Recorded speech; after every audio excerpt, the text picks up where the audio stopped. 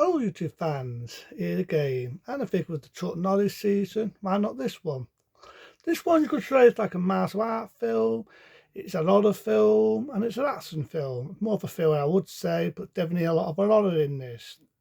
That being Silent Raids. I remember reviewing this before. What can I say? What can I say? It's a dud. So you've got this one guy, you've got an idea, he's out, he's a mental patient, he's getting helped by a doctor, he's on medication, and he's going off his head. He's going off his walker. And understandable, he's in love seeing this woman, and we've got these kids who are so fucking annoying. It's enough to drive me round the bend, but that's not what it's about. He's going mad. He's phoning his doctor. I'm going to need help. I'm going to need help. The doctor's not listening. And he goes outside, gets an axe, chases the mum around the house. Somebody laughing, but he does. And he finishes her off. He does one task to help the day, but one time, one place, gets an axe on the head, and she gets axed as well. Then out comes our main man, Chuck Norris, with his new partner. Now in this, he plays a cop. This is our films I like Chuck Norris in, a one-man soldier, a one-man cop, the sheriff and all that. And he comes in, chases him, I think he manages to knock him out. He gets wounded on the way, but he just get him. The doctor turns up, the villain breaks out, he gets shot. But he doesn't die. That's the end of the fucking film. So they rush him to hospital, and there's this one doctor, a bit like a Frankenstein doctor, he's fed this new syrup, die and bring him back. The other doctor's arguing, let him go, he was a psycho to begin with, it will make him more psycho. So he says, yeah, you think that's the end of it, but it'll be the end of the film. So he overdoes it, puts the syrup into him, and it brings this psychopath back. But he's sort of like a Michael Mathers. He doesn't die. This serum must do something. It's like you cut him, it heals. You stab him, it heals. You can even do noughts and crosses on his chest with a knife, and it will heal up in 1 second. That's what it does. And on the way, Chuck Norris meets the doctor's sister. You got an idea there was a love interest between him and her before. A little bit of bonking here and there, a little bit of a song. And I'm thinking, I've seen this girl before. I've seen her before. Yes, now I know where I've seen her. If you've ever seen a coming to age, sort of a dang film, come out in the late 70s, based on the early 60s, called The Wanderers. You probably know this girl straight away. She's one in the opening where the lad's standing off his end away, and she's a little bit here and there in it. Well, that's the same actress, and she plays the love interest to Chuck Norris. And you think there's a love story there, but there's a bit of it pissing me off. It's your typical stereotype of bikers. I know they don't do it anymore. The tossing trouble here, there, everywhere, in the taffy, tossing trouble, and Chuck Norris basically fucks them off. He does the lines where he says, "You've definitely not been in my town." "Oh yeah, you're in my town, I send you away." Chuck Norris, something like that. And then there's a bit of it in the bar, the tossing trouble again. Chuck Norris comes in, kicks ass. I do love the bit where the biker says, "Did you call the police? Did you call the police? There must be a minute." Really overacted. But I do love the bit Chuck Norris. He kicks ass. He knocks them all out. I do love the bit where his partner's talking about this dog what he had was a puppy when he used to be a kid, and he put it in a fridge, and he accidentally left it in a fridge. I gotta admit, I had a few chuckles and laughs there. But it just like I say, it hits a knots, and the film becomes a horror film. The villain gets up, the doctor's showing off, saying that he's bought him back in everything. He doesn't agree with it, and the villain breaks out. The thing is, the guy played the villain in this. If you remember the movie called First Power, he makes a test appearance in that, and he was originally going to be the murderer in the movie First Power. But people said, "Oh, he can't act and all this." I like the fact he doesn't talk in this. All the way through this film, I'm going to think about it now. He doesn't talk. A bit like Michael Mathers, doesn't talk. And I think sometimes not different people fancy down a lot, not words, makes the character more frightening. He doesn't talk, but he's cheaper.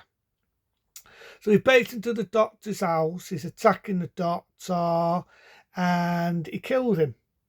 His girlfriend comes in, I think they've got a pizza, he goes to the girlfriend, he thinks she's hidden, she's escaped. And there's just a bit, he opens the door and he's stood there off, typical horror moment, gets her on her lips like that, rams her head through his fucking wall, no fucking about, and he kills her. Then Chuck Norris's girlfriend walks in at one place one time, she finds her brother's body with her girlfriend's body, and so on. He goes to the hospital, the main villain's attacking people, he kills the doctor what brought him back, snaps his neck. I do love the bit where one of the other doctors is going to kill him with this, I think I'm assuming it's like cyanide or something, it's an eagle with poison. But he outgets him, stabs him. It's very thing about the guy's a dick, he stood there, it's hard to explain, he stood in his hallway, far out, and the other doctor's there. If the way he's staring at him like this, I don't think he wants to be his bosom buddy. So he just stands there like a fucking dick, walks near him and he could just fucked off. So really it was death stupidity. The partner tries to fight with the villain. He gets cussed to death. It's quite sad because I actually liked his partner. Chuck Norris goes out after him. There's a bit where he's attacking him and outside he's attacking again. You think he gets burned, and I just love the bit where he's coming out the water, he's down to attack Chuck Norris again. Great fight scene, brilliant fight scene. He fights with him, and he knocks him in a well, and he falls down to his doom. Chuck Norris walks off with his woman. You'd get your typical Secret Bay ending. This bit you could trim out. Typical Secret Bay ending, never went anywhere. Where you think he's dead, the villain, right? And he's in this well. Next thing you know, he jumps out and it pauses. End of movie. And I thought, was it really needed that? Just haven't been walking off of his woman, but you know, it's typical Secret Bay ending. Like I say, he's in the water, jumps out, it pauses. Doing the audience idea, is he going to come back?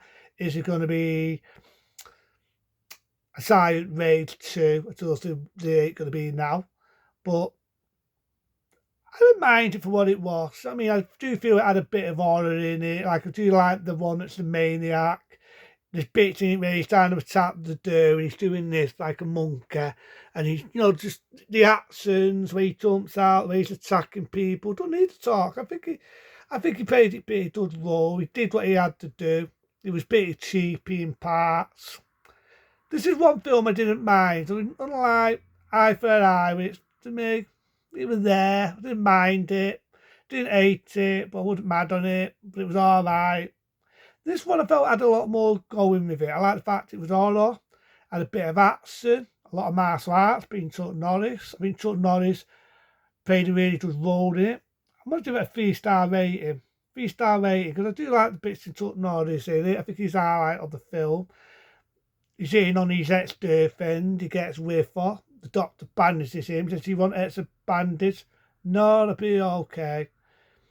I think he does a really good performance in this. Some people say he's wooden. Believe me, you want to see wooden? Look at some of the shitty remakes. Look at some of the fucking films I've ranted on when you want to see wooden. I think Chuck Norris played it brilliant. He played it brilliant. Like I said, rewind back. I think Chuck Norris is good at playing them sheriff roles, them cop roles, the one-man soldier, whether it's been Force of USA or the Missing in Action films or Delta Force. In this, I think he was pretty good. He played the sheriff. He did what he had to do. I like the villain in it. It's like a Michael Mathers. That's what it's like. To me, this felt like an Halloween. Michael Mathers versus Chuck Norris. Or Chuck Norris versus Michael. I think it's a good one. So again, without ado, a 3-star rating from me. Be smart. Be safe. See you later.